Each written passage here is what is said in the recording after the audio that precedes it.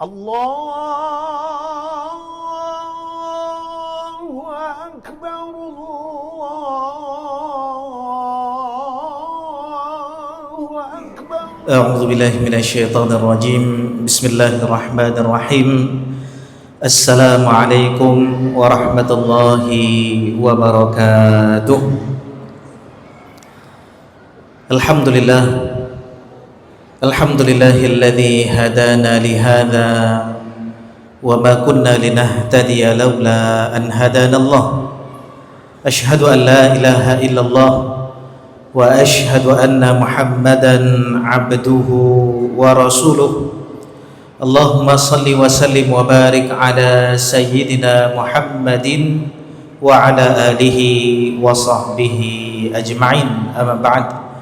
Alhamdulillah, para alim ulama, para imam, ustadz-ustadz, tengku-tengku, guru-guru kami, para orang tua kami, serta seluruh sidang jamaah salat maghrib yang dirahmati Allah Subhanahu wa ta'ala.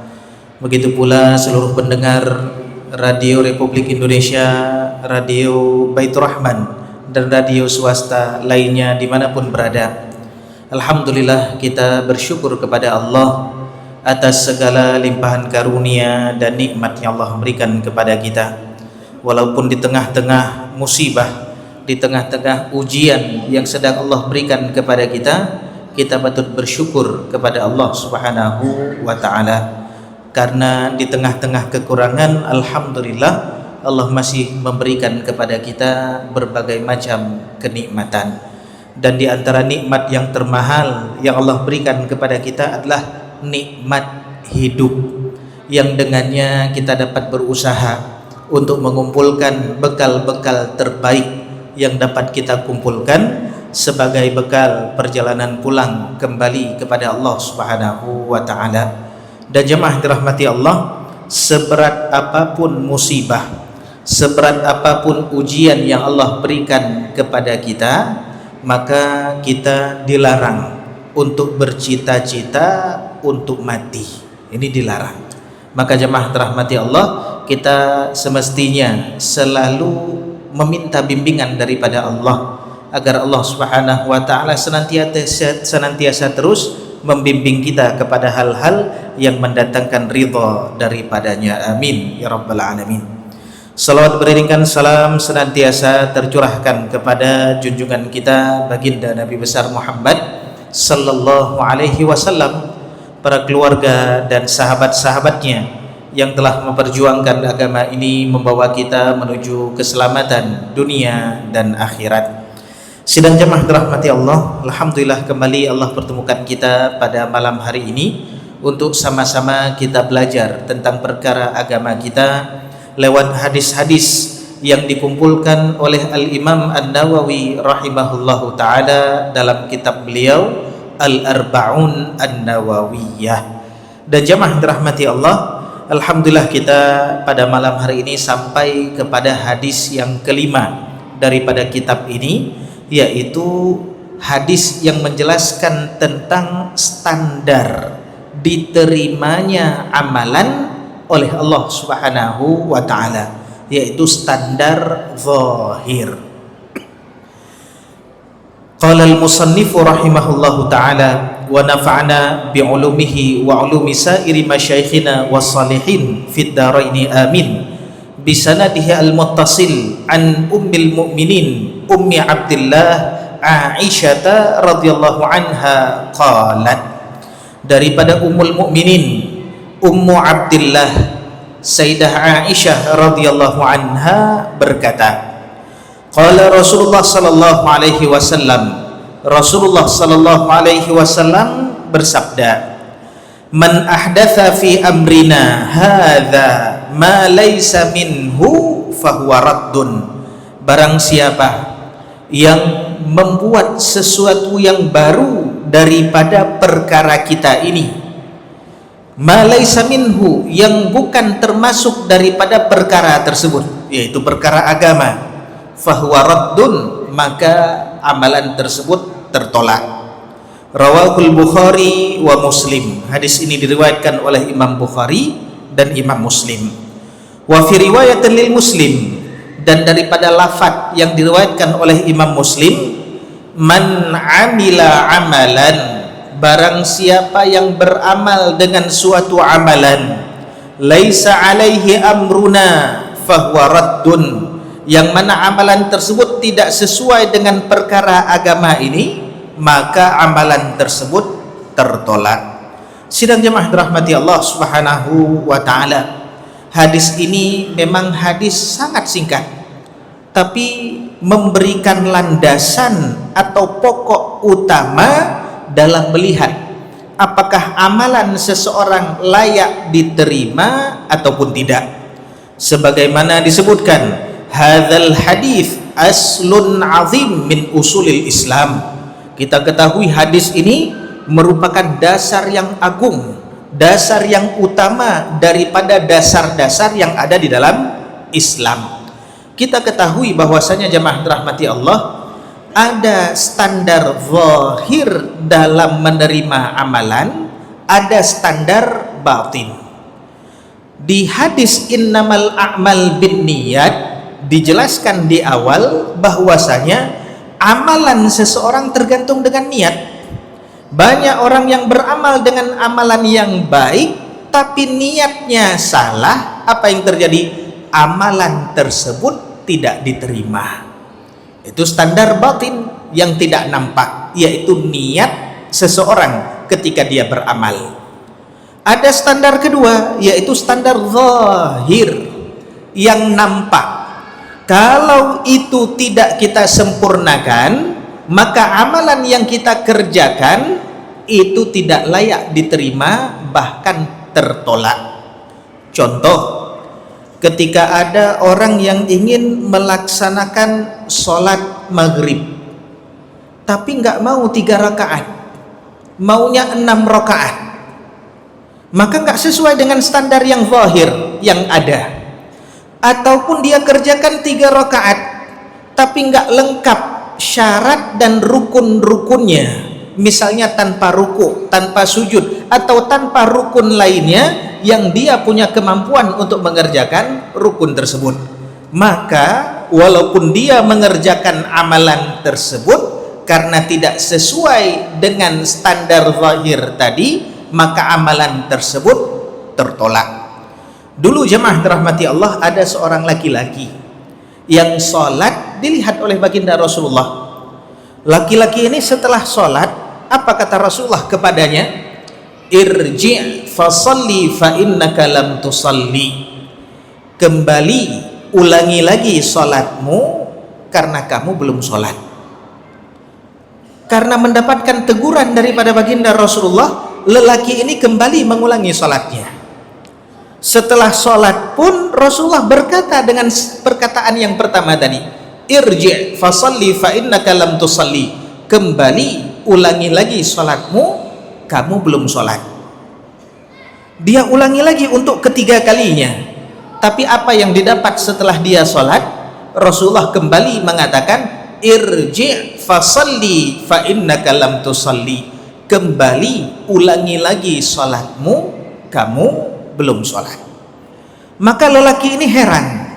Dia pikir bahwasanya sholat yang dikerjakannya sampai 3 kali tersebut, dia mengira itu adalah sholat yang paling sempurna yang dia kerjakan. Tapi apa yang terjadi? Rasulullah mengatakan dia belum sholat. Maka ketika itu dia bertanya kepada baginda Rasulullah SAW, apa yang semestinya dilakukan? Kenapa sholat yang dilakukannya tidak dianggap sholat? Maka Rasulullah SAW mengajarkan hadis tentang rukun-rukun sholat. Di antaranya apa yang ditinggalkan oleh lelaki tersebut? Rupanya lelaki ini meninggalkan tumakninah dalam sholatnya, sehingga walaupun dia kerjakan berkali-kali pun Rasulullah mengatakan irji' fasalli fa innaka lam tusalli. Kembali, ulangi lagi sholatmu, kamu belum sholat. Maka jemaah dirahmati Allah Subhanahu wa ta'ala, sebagaimana dulunya pernah kita sebutkan, syarat amalan diterima oleh Allah itu 3. Yang pertama dilakukan oleh mereka yang beriman kepada Allah. Kalau tidak beriman tapi melakukan sholat, tidak beriman tapi berpuasa, apakah layak diterima amalan tersebut? Enggak. Bagaimana Allah memberikan ganjaran kepada dirinya sedangkan dia tidak mengakui Allah sebagai Tuhan, tidak mengakui Allah adalah yang memberikan ganjaran. Syarat yang kedua yaitu apa? Sesuai tuntunannya. Sebaik apapun amalan yang kita kerjakan tapi enggak sesuai dengan standar zahir tadi, sesuai dengan syarat dan rukun-rukunnya, maka amalan tersebut tertolak. Dan yang ketiga, standar batin, niat, yaitu betul-betul karena Allah Subhanahu wa ta'ala. Kita pernah menyebutkan dulunya, yaitu orang-orang yang disebutkan oleh baginda Rasulullah yang pertama kali dimasukkan ke dalam nerakanya Allah sebelum orang-orang yang bermaksiat. Siapa mereka? Orang-orang yang secara zahir melakukan amalan-amalan baik. Ada yang bersedekah, ada yang membaca Al-Quran, ada yang berjihad. Rupanya apa? Niatnya bukan karena Allah, maka amalan tersebut tertolak. Maka jemaah dirahmati Allah, penting bagi kita orang yang sudah beriman kepada Allah untuk mempelajari standar zahir ini, mempelajari semua perkara yang Allah bebankan kepada kita, khususnya perkara fardu ain, tentang ketentuan-ketentuan yang mesti kita sempurnakan. Jangan sampai kita, contoh kecil, sholat, sering wakil imam besar mengingatkan, coba perhatikan orang yang sholat, beliau tunjuk kadang-kadang itu anggota tujuhnya ketika sujud kena enggak. Rupanya jemaah dirahmati Allah, betul, kadang-kadang berada di saf pertama, di saf kedua, atau di saf-saf lainnya. Apa yang terjadi ketika sujud? Kakinya terangkat. Jadi rupanya ketika sujud, ibu perut daripada ibu jari tidak ditekukkan, bahkan terangkat kakinya, jadi nggak menyentuh ibu jarinya daripada tanah. Kemudian beliau tanya, itu gimana sholat tuh? Kalau kita lihat jemaah dirahmati Allah, alhamdulillah sudah rutin ke masjid, alhamdulillah hati sudah terpaut dengan masjid. Tapi jemaah dirahmati Allah, agama kita ini itu harus dengan ilmu ketika kita beribadah, perkara sholat terutama. Maka jangan sampai kita meringan-ringankan sholat. Makna meringan-ringankan sholat ini memang sudah ringan, tapi kita tidak mempelajari ketentuan-ketentuan yang mesti kita sempurnakan ketika kita melaksanakan sholat. Maka belajar tentang perkara fardu'in yang Allah wajibkan atas kita. Sebentar lagi akan masuk bulan Ramadan, nggak sampai 100 hari lagi masuk bulan Ramadan. Sudahkah kita pelajari tentang ketentuan-ketentuan yang mesti kita sempurnakan ketika kita berpuasa? Ini ibadah yang berulang kali kita lakukan, tiap tahun kita lakukan. Jangan sampai kita masih bingung, ini saya tertelan, ini batal nggak ya? Ini saya kayak gini, batal nggak ya? Ibadah yang selalu berulang-ulang kita belum pelajari. Maka jemaah dirahmati Allah, tidak ada alasan yang namanya kejahilan untuk suatu perkara yang Allah bebankan atas kita yang merupakan perkara fardu ain. Nggak ada alasan saya nggak tahu. Tapi bagaimana? Belajar tentang perkara tersebut sehingga apa? Semua perkara ketentuan-ketentuan yang ada dalam perkara fardu ain yang Allah bebankan atas kita betul-betul bisa kita sempurnakan. Ini terutama perkara sholat. Apalagi jemaah dirahmati Allah, usikum wa iya nafsi, sama-sama kita saling menasihati. Apalagi agama ini adalah nasihat. Kita lihat di sekeliling kita, Masya Allah, kita memang diuji oleh Allah, yaitu terputusnya aliran listrik, lampu padam, internet susah, air juga susah. Apa yang terjadi, fenomena yang sekarang terjadi, banyak orang yang mencari sumber listrik dan sumber internet tadi, yaitu singgah di warung kopi. Bukan nggak boleh, silahkan, Tapi jamaah dirahmati Allah, kalau sudah masuk waktu sholat, jangan tinggalkan sholat. Bagi pengusaha-pengusaha yang ada ataupun yang mendengar, maka hendaklah diingatkan. Tugas kita bukan memaksa, cuman mengingatkan.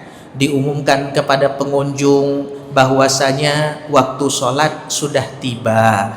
Bagi yang beragama Islam, silahkan untuk menunaikan ibadah sholat, dan tempat kami ini ada menyediakan untuk tempat sholat, silahkan.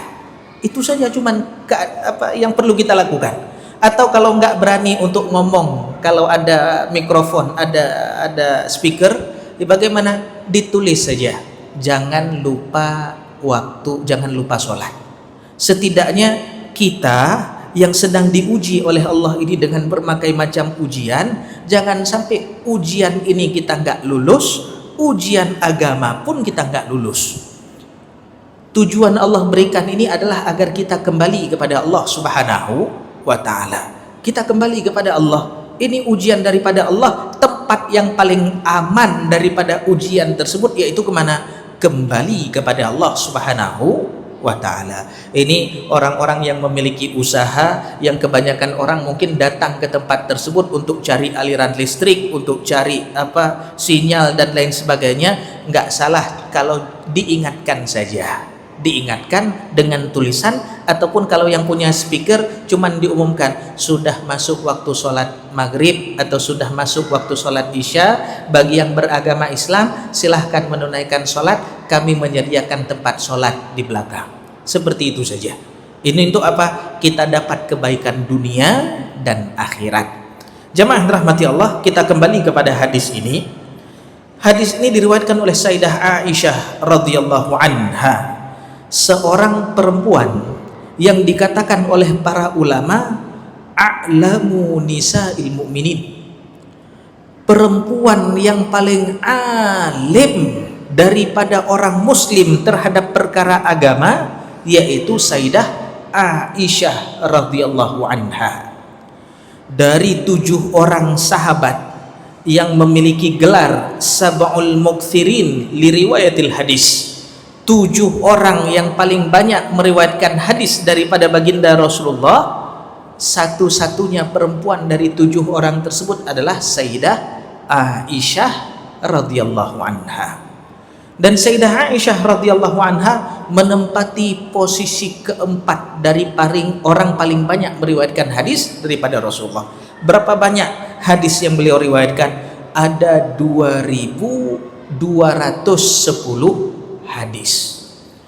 Bahkan jemaah dirahmati Allah, tentang perkara rumah tangga 2/3-nya yang meriwayatkan adalah Sayyidah Aisyah radhiyallahu anha. Gara-gara ada riwayat dari beliaulah kita mengetahui bagaimana keadaan rumah tangga baginda Rasulullah. Dari riwayat beliaulah kita mengetahui bagaimana fikih-fikih tentang perempuan. Pernah suatu hari ketika baginda Rasulullah didatangi oleh seorang sahabiah, seorang sahabat perempuan, bertanya kepada Rasulullah tentang darah haid.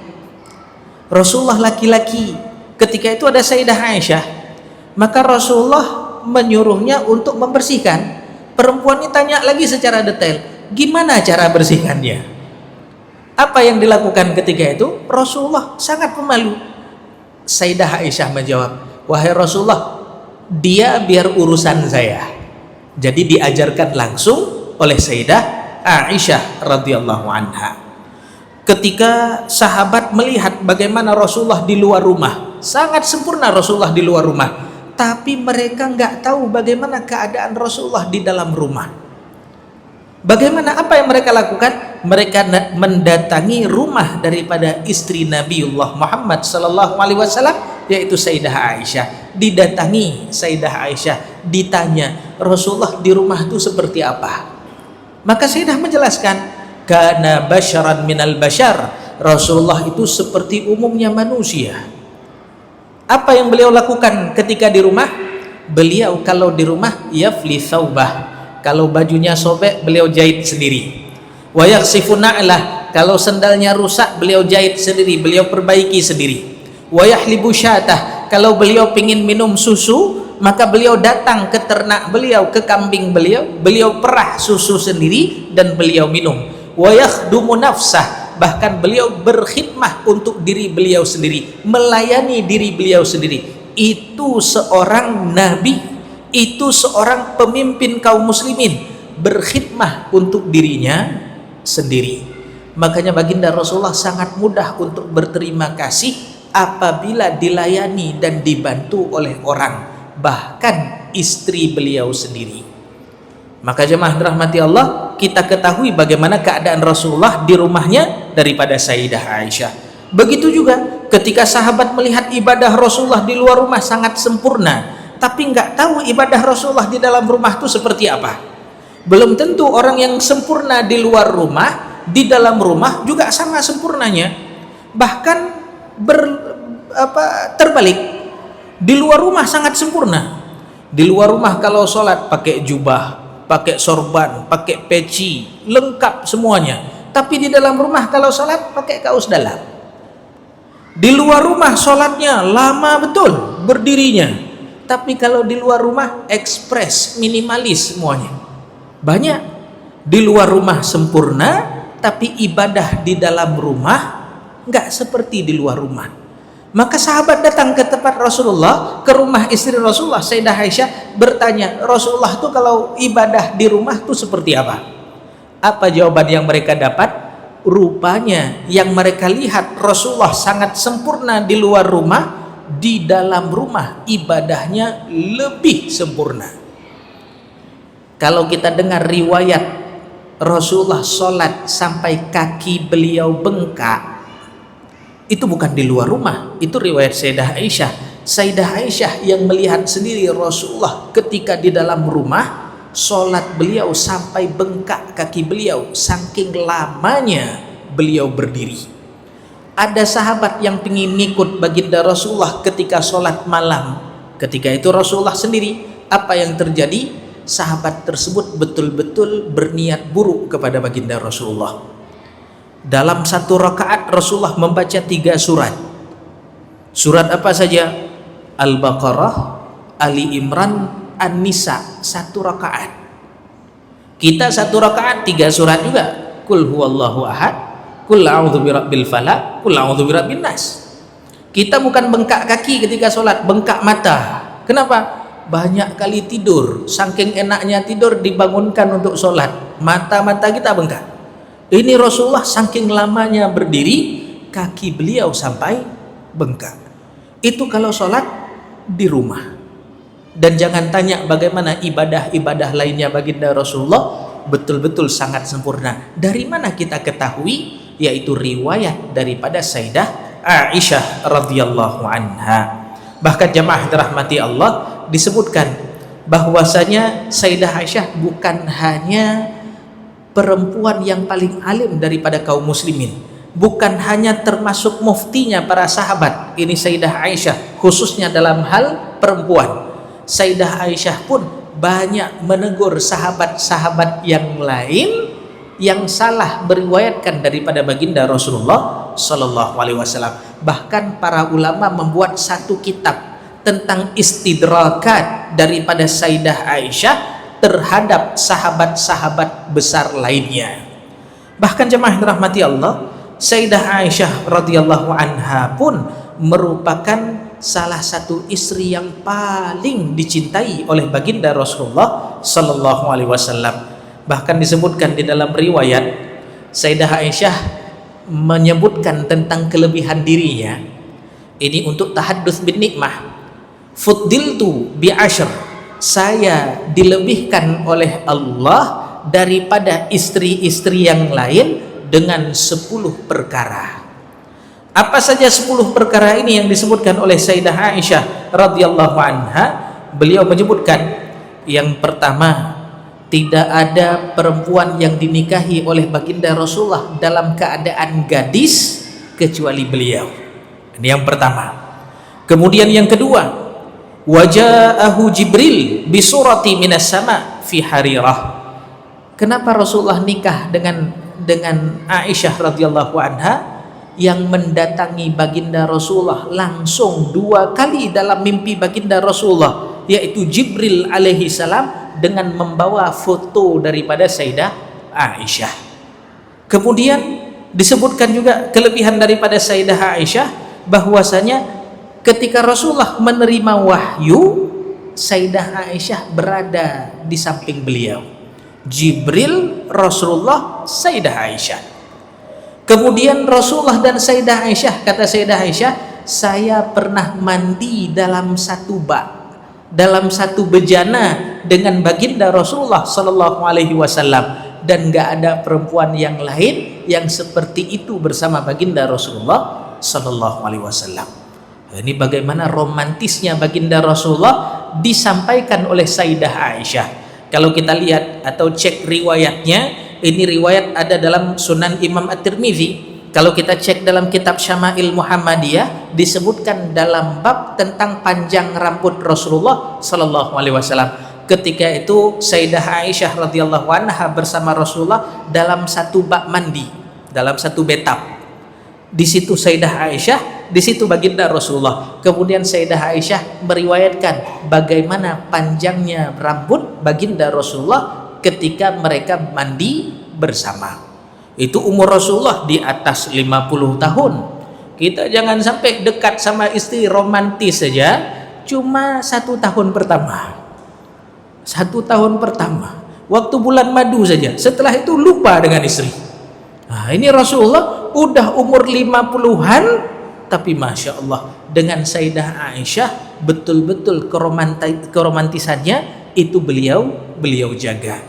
Kemudian disebutkan juga bahwasanya turun ayat khusus daripada Allah untuk membela Sayyidah Aisyah daripada tuduhan orang-orang munafik kepada beliau pada perkara hadisul ifki. Ini keutamaan Sayyidah Aisyah radhiyallahu anha. Maka jemaah dirahmati Allah subhanahu wa ta'ala, nggak salah kalau memang beliau dijuluki sebagai perempuan yang paling alim daripada perempuan-perempuan orang-orang yang beriman. Dan jemaah dirahmati Allah, isi hadisnya secara umum bahwasanya agama Islam ini agama ittiba, la ibtida. Agama Islam ini adalah ittiba, ngikut. Siapa yang kita ikut? Yaitu baginda Rasulullah sallallahu alaihi wasallam. Namun karena jarak kita dengan baginda Rasulullah itu dinding waktunya sangat tebal, 1400 tahun lebih kita dengan baginda Rasulullah, jarak dindingnya itu tebal betul. Bagaimana kita bisa mengetahui tentang baginda Rasulullah? Caranya, satu-satunya cara yaitu dengan berguru kepada pewaris Nabi. Siapa? Para ulama. Betul memang slogan kembali kepada sunnah, kembali kepada Al-Quran dan Sunnah, slogan tersebut betul, tapi caranya nggak bisa langsung kita ke Quran, nggak bisa langsung ke Sunnah. Kenapa nggak bisa langsung? Karena memang jaraknya begitu jauh, kemudian kekurangan yang kita miliki betul-betul banyak. Kita bahasa Arab nggak paham, belum lagi ilmu-ilmu lughahnya, kemudian ilmu-ilmu alatnya kita juga kurang paham. Maka caranya bagaimana? Pergi kepada pewaris Nabi. Siapa? Para ulama. Dari mana kita tahu ibadah kita ini betul atau tidak? Bukan langsung kita cek ke dalam hadis, bukan kita langsung cek ke dalam Al-Quran, tapi bagaimana kita datang kepada para ulama, berguru dengan mereka untuk mengecek apakah ibadah yang kita lakukan itu sudah betul atau tidak. Hati-hati dengan slogan yang mengatakan seperti ini, kamu ikut Nabi atau ikut ulama. Itu seakan-akan membentrokkan antara Nabi dengan ulama. Memang kalau kita ikut ulama, ulama ini ikut syaitan. Ulama ini ikut siapa? Ikut Nabi. Maka jangan sampai ada anggapan kamu ikut Nabi atau ikut ulama. Oh, saya ikut Nabi, berarti jangan ikut dia, ikut Nabi aja langsung. Jamaah dirahmati Allah, itu kata-kata yang berat, seakan-akan secara zahir logika betul, tapi kalau kita cek hakikatnya itu betul-betul bisa merusak. Bahkan jamaah dirahmati Allah, ketika Habib Ali Zainal Abidin datang ke sini ceramah ketika hari Selasa kemarin, beliau cerita tentang orang-orang yang memiliki pemahaman garis keras di dalam Islam. Beliau cerita sampai di depan oleh Abdullah bin Abbas radhiyallahu anhuma, sehingga mereka kembali. Rupanya apa? Gara-gara pemahaman yang salah daripada nas-nas yang betul. Contoh kecil, ada orang yang menghalalkan untuk membunuh orang-orang yang melakukan dosa besar. Orang yang berzina dibom, orang yang berjudi, orang yang mabuk-mabuk, mereka menghalalkan darah mereka. Ketika ditanya apa dasar mereka, mereka sebutkan di dalam Al-Quran, wa a'iddu lahum mastata'tum min quwwah, persiapkan kekuatan dengan sebaik-baiknya untuk mereka agar mereka takut, turhibu nabihi aduwallah. Akhirnya apa yang mereka lakukan? Mereka melakukan amalan-amalan teror kepada orang sehingga orang-orang takut untuk bermaksiat. Dibom diskotik, dibom tempat ini, dibom tempat itu, otomatis orang nggak datang. Mereka mengambil pemahaman daripada itu. Akhirnya apa? Mereka kira mereka sudah mengamalkan Al-Quran. Rupanya apa yang terjadi? Rupanya kalau kita cek jamaah dirahmati Allah, di dalam agama Islam tidak pernah dihalalkan darah orang lain kecuali dengan keadaan-keadaan yang memang dibolehkan. Bahkan disebutkan ketika orang Khawarij tersebut ingin membunuh Sayyidina Ali bin Abi Thalib, kemudian diutus Abdullah bin Abbas untuk mengurusi mereka, berdialog kepada mereka, kemudian ditanya, kenapa kalian memusuhi Sayyidina Ali bin Abi Thalib? Padahal Sayyidina Ali, kalau kita lihat riwayat daripada Rasulullah, 10 orang yang dijamin masuk surga. Keutamaannya luar biasa.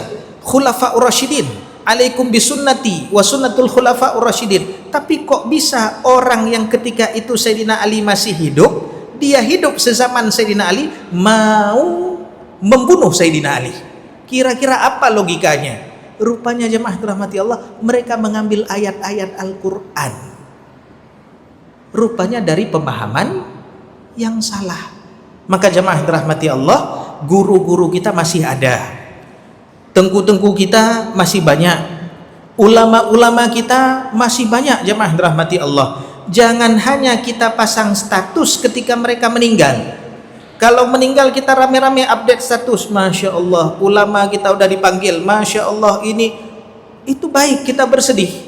Tapi jamaah dirahmati Allah, yang perlu kita lakukan yaitu apa? Mendatangi mereka, berguru kepada mereka ketika mereka masih hidup. Itu yang mesti kita lakukan. Jangan hanya pasang status kalau sudah meninggal, tapi waktu hidupnya apa yang sudah kita lakukan? Pernah nggak kita datangi mereka? Pernah nggak kita berguru kepada mereka? Pernah nggak dalam majelis bersama mereka untuk mengambil warisan-warisan daripada baginda Rasulullah Sallallahu Alaihi Wasallam? Supaya apa? Supaya amalan-amalan yang kita kerjakan itu tidak tertolak. Jangan kita kira amalan kita udah sempurna, rupanya ketika dicek bertentangan dengan apa yang sudah disampaikan oleh guru-guru kita berdasarkan hadis-hadis dan ayat-ayat yang Rasulullah Sallallahu Alaihi Wasallam sampaikan kepada kita. Maka jemaah dirahmati Allah, agama kita ini agama ittiba, yaitu ngikut. Siapa yang kita ikut?